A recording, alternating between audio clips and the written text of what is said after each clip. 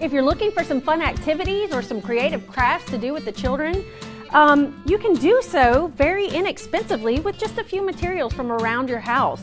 For example, you could use river rocks, some flattened rocks. In fact, that's kind of been a movement in the nation. It's called the Kindness Rocks Project, where people are going and leaving cute little sayings, but you can take that and translate it to the garden and use something to create markers to mark your plants, tomatoes, okra, whatever your rows are. You can create that and leave it in the garden, and it brings some color and fun to your vegetable garden. You can also have the kids help you create some cute little creatures like this little ladybug right here.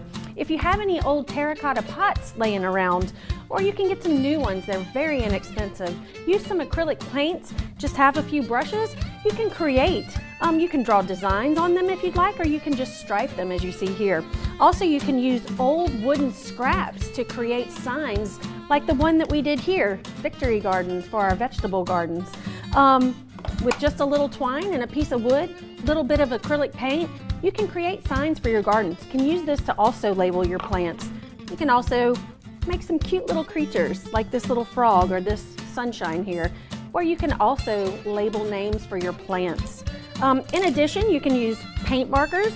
You can use recycled materials to make designs for your garden. You can flip them upside down, stick them in the soil, and here we have a label, okra, for your garden.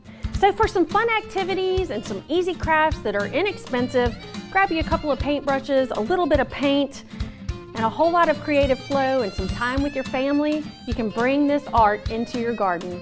For Get It Growing, I'm Heather Kirk-Ballard with the LSU AgCenter.